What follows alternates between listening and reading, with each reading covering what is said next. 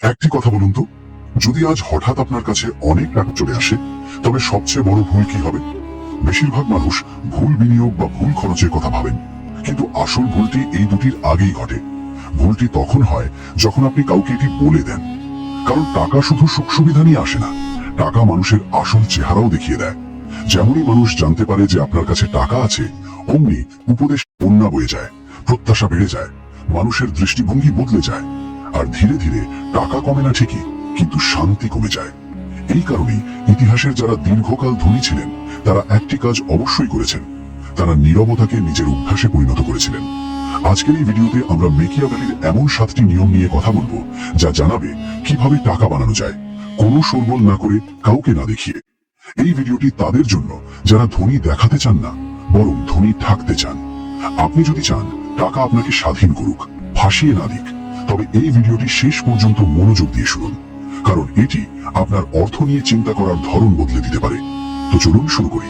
Rule 1, invisibility বা অদৃশ্য থাকাই আপনার সবচেয়ে বড় হাতিয়ার। এবার এই নিয়মটিকে শুধু শব্দে নয়, বুদ্ধি দিয়ে বুঝুন। নিকোলো মেকিয়াভেলি এই কথাকে অনেক আগেই বুঝেছিলেন।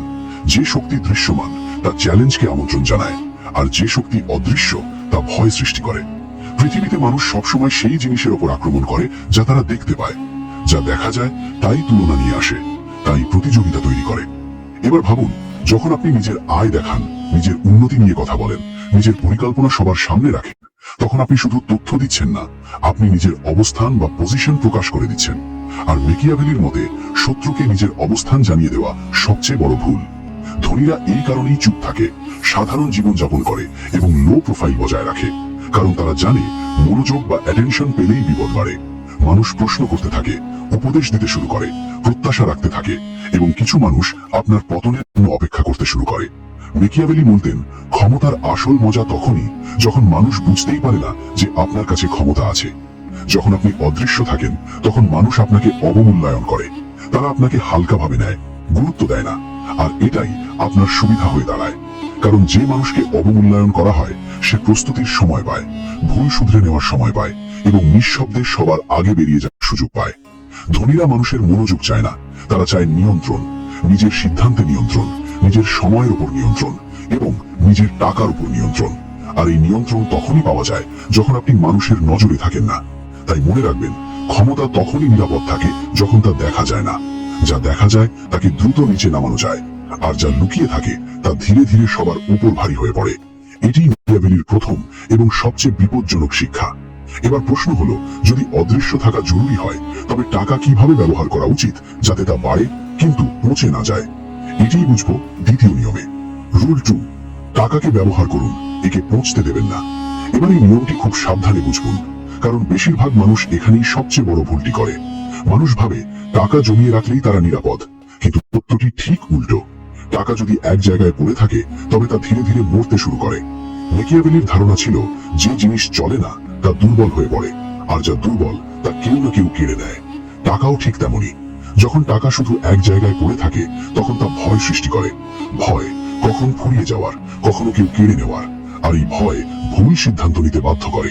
ধনীরা টাকাকে আঁকড়ে ধরে রাখে না, তারা টাকাকে কাজে লাগায়, কখনো এক জায়গায়, কখনো অন্য জায়গায়, কখনো নতুন কিছু শিখতে, আবার কখনো সিস্টেম তৈরিতে। কারণ তারা জানে, যেখানে গতি আছে সেখানেই উন্নতি আছে। টাকা যদি চলমান থাকে, তবে তা নতুন পথ তৈরি করে, নতুন সুযোগ দেখায়, নতুন দরজা খুলে। কিন্তু যদি টাকা শুধু পড়ে থাকে, তবে তা দুশ্চিন্তার কারণ হয়ে দাঁড়ায়। মেকিয়াভেলি বিশ্বাস করতেন, সেই রাষ্ট্রই শক্তিশালী থাকে যারা তাদের সম্পদ সচল রাখে। যে সম্পদ ভয়ের কারণে আটকে রাখা হয়, তা রাষ্ট্রকে নয় বরং শত্রুকে শক্তিশালী করে। এই একই কথা টাকার ক্ষেত্রেও প্রযোজ্য। ধনীরা টাকাকে জলের মতো দেখে, টাকা জলের মতো, থেমে থাকলে পচে দুর্গন্ধ হয়, আর বইতে থাকলে শক্তি হয়। তাই তারা টাকা লুকিয়ে রাখে, কিন্তু আঁকড়ে ধরে রাখে না। তারা টাকাকে ঘোরায়, বাড়ায় এবং আরো বেশি নিয়ন্ত্রণের মধ্যে নিয়ে আসে। মনে রাখবেন, টাকা জমালে ধনী হওয়া যায় না, টাকা সচল রাখলেই ধনী থাকা যায়। এবার পরবর্তী প্রশ্ন হলো, টাকা সচল রাখা যদি জরুরি হয়, তবে আজকের পৃথিবীতে নিজেকে কিভাবে অদৃশ্য রাখা সম্ভব? এটিই বুঝবো তৃতীয় নিয়মে। রুল 3, ডিজিটাল সার্কাস থেকে গায়েব থাকুন। এবার এই সময়ের সবচেয়ে বড় ভুলটি বুঝুন। আজ মানুষ টাকা রোজগার করার আগেই তা দেখাতে শুরু করে। কি খাচ্ছে, কোথায় ঘুরছে, কত আয় করছে, কি কিনছে, সবকিছুই অনলাইনে। কিন্তু মেকিয়াভেলির চিন্তা এখানে একদম পরিষ্কার, যে নিজেকে প্রদর্শন করে সে নিজেকে দুর্বল করে ফেলে। ডিজিটাল দুনিয়া একটি সার্কাসে পরিণত হয়েছে, যেখানে সবাই মনোযোগ পাওয়ার জন্য তামাশা করছে, আর যে যত বেশি তামাশা করে সে তত বেশি নিজেকে এক্সপোজ করে। এবার মনস্তত্ত্বটি বুঝুন। যখন আপনি অনলাইনে নিজের জীবন দেখান, তখন আপনি শুধু ছবি পোস্ট করছেন না, আপনি আপনার অভ্যেস, আপনার সময় এবং আপনার সামর্থ্য সবকিছু ফাঁস করে দিচ্ছেন। আর এই তথ্য সবসময় সঠিক মানুষের হাতে পৌঁছায় না। যারা স্ট্যাটাস দেখায় তারাই সবার আগে লুণ্ঠিত হয়, কখনো অর্থ দিয়ে, কখনো শান্তি দিয়ে, কখনো সম্পর্কের দিক থেকে। কারণ মানুষ জানতে পারলেই তুলনা শুরু হয়ে যায়, হিংসা শুরু হয় এবং ধীরে ধীরে সমস্যার সারি লম্বা হতে থাকে। প্রকৃত সম্পদ কখনো সশব্দ হয় না, তা নিঃশব্দে বেড়ে ওঠে। ধনীরা ডিজিটাল সার্কাসে জোকার সাজে না, এমনকি তারা দর্শকও সাজে না। তারা বাইরে থাকে, পর্যবেক্ষণ করে এবং চুপচাপ নিজের কাজ করে যায়। যে যত বেশি পোস্ট করে সে তত বেশি এক্সপোজড হয়। তাই যদি আপনি দীর্ঘ সময় নিরাপদ এবং শক্তিশালী থাকতে চান, তবে অনলাইনে প্রদর্শন নয়, এবং অনলাইন থেকে গায়েব থাকা শিখুন। এখন প্রশ্ন হলো, যদি প্রদর্শন না করা হয় তবে নিজেকে বিপদে না ফেলে আয় কিভাবে বাড়ানো যায়, এটাই বুঝবো চতুর্থ নিয়মে। রুল 4, একটি প্রবাহকে অনেক নদীতে পরিণত করুন। এবার এই নিয়মটিকে জীবনের ধ্রুব সত্য হিসেবে বুঝুন। যদি আপনার সমস্ত আয় শুধু একটি জায়গা থেকেই আসে, তবে আপনি নিরাপদ নন, আপনি নির্ভরশীল, আর নির্ভরশীলতা সবসময়ই বিপদের কারণ। মেকিয়াভেলি বিশ্বাস করতেন যে রাষ্ট্রের সমস্ত শক্তি এক জায়গায় জমা থাকে, সেই রাষ্ট্র এক পলকেই হাঁটু গেড়ে বসে পড়তে পারে। টাকার ক্ষেত্রেও এটি সত্য, একটি আয় মানেই একটি বিপদ। যদি সেই উৎসটি কখনো বন্ধ হয়ে যায়, তবে আপনার পুরো সিস্টেম নড়ে উঠবে। এই কারণে ধনীরা কখনোই একটি আয়ের উৎসের উপর নির্ভর করে না, তারা একটি প্রবাহ তৈরি করে এবং সেটিকে ধীরে ধীরে অনেক নদীতে ভাগ করে দেয়। এর মানে কি? এর মানে হলো একটি দক্ষতা বা আইডিয়া বা কাজ, কিন্তু টাকা আসবে অনেক জায়গা থেকে, কখনো সরাসরি, কখনো পরোক্ষভাবে, কখনো আগ থেকে, আবার কখনো আগামী সময় থেকে। মনস্তত্ত্বটি বুঝুন। যখন টাকা অনেক উৎস থেকে আসে, তখন ভয় কমে যায়, সিদ্ধান্ত স্বচ্ছ হয় এবং নিয়ন্ত্রণ বৃদ্ধি পায়। আপনি বাধ্য হয়ে কোনো ভুল সিদ্ধান্ত নেন না, কারণ বেঁচে থাকা একটি মাত্র উৎসের উপর ঝুলে থাকে না। ধনীরা রিস্ককে শেষ করে না, তারা রিস্ককে ভাগ করে দেয়। এটাই আসল বুদ্ধিমত্তা। নিরাপত্তাই ডাইভার্সিফিকেশনের মধ্যে রয়েছে। যে মানুষ নিজের আয় ছড়িয়ে দিতে শিখে নেয়, সে শুধু টাকা নয়, বরং স্বাধীনতা কিনে নেয়। পরবর্তী প্রশ্ন, টাকা যখন বাড়তে থাকে তখন আইনিভাবে কিভাবে তা বাঁচানো যায়, যাতে কেউ ছিনিয়ে নিতে না পারে, এটিই বুঝবো পঞ্চম নিয়মে। রুল 5, নিজের সম্পদকে আইনি ঢাল দিন। এখানে অনেকে ভুল করে ফেলেন। মানুষ ভাবে টাকা রোজগার করা মানেই সব ঠিক হয়ে যাওয়া, কিন্তু মেকিয়াভেলির চিন্তা ছিল একদম উল্টো। তিনি মনে করতেন টাকা রোজগার করা কঠিন, কিন্তু তা বাঁচানো তার চেয়েও কঠিন। কারণ সম্পদ তৈরি হলেই বিপদগুলো নিজে থেকে আপনার দিকে এগিয়ে আসে। কখনো ট্যাক্স বা কর হিসেবে, কখনো প্রতারণা বা সম্পর্কের চাপে, আবার কখনো সিস্টেমের ভুলের কারণে। এই জায়গাগুলোতেই বেশিরভাগ মানুষ নিজেদের কষ্টার্জিত সম্পদ হারিয়ে ফেলে।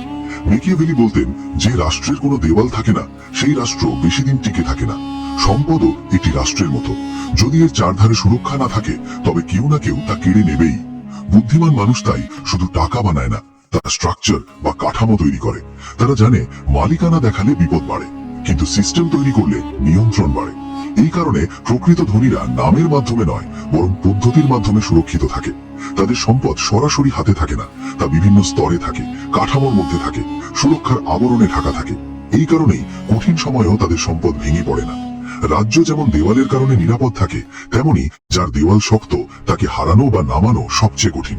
এখন প্রশ্ন হলো, সবকিছু সুরক্ষিত হয়ে গেলে আসল শক্তি কোথা থেকে আসে?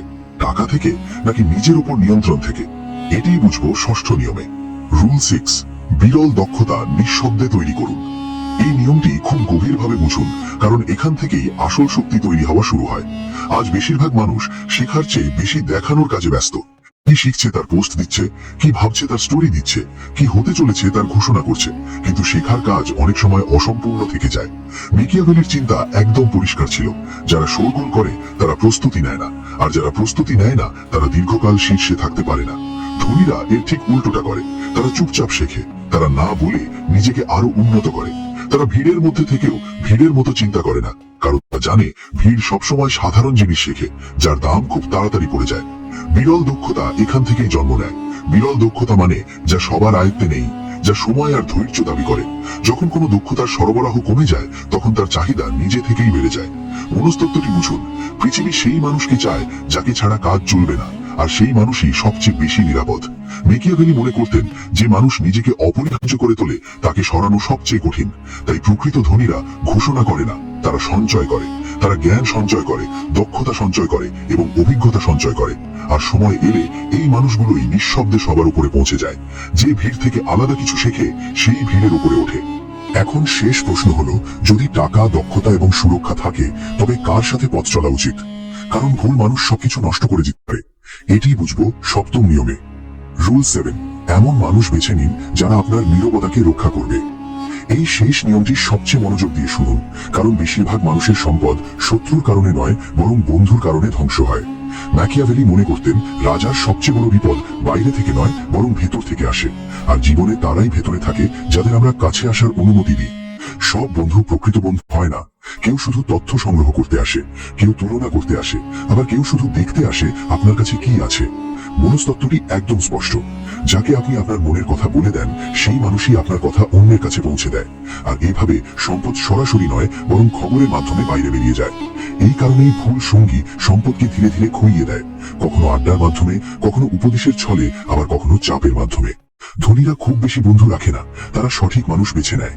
এমন মানুষ যারা প্রশ্ন করে না, যারা লোক দেখানো আচরণ করে না, এবং যারা আপনার নীরবতাকে সম্মান দেয়। কারণ নীরবতা কোনো দুর্বলতা নয়, নীরবতা হলো একটি কৌশল বা স্ট্র্যাটেজি। ম্যাকিয়াভেলি স্পষ্ট বলতেন ভুল সঙ্গী সবচেয়ে বড় বিপদ। তাই দীর্ঘ সময় নিরাপদ এবং শক্তিশালী থাকতে চাইলে মানুষের নির্বাচন টাকার চেয়েও অনেক বেশি ভেবেচিন্তে করুন। কারণ ভুল মানুষ বছরের পরিশ্রম এক মুহূর্তে ধুলোয় মিশিয়ে দিতে পারে, আর সঠিক মানুষ আপনার নীরবতাকে ঢাল বানিয়ে দেয়। এটি সাইলেন্ট ওয়েলথ বা নীরব সম্পদের শেষ এবং সবচেয়ে জরুরি নিয়ম। তো বন্ধুরা, মনে রাখবেন, প্রকৃত ধন শোরগোলের মাধ্যমে তৈরি হয় না, তা নীরবতার মধ্যে টিকে থাকে। যা দেখা যায় তা ভেঙে পড়ে, আর যে চুপ থাকে সে দীর্ঘকাল শক্তিশালী থাকে।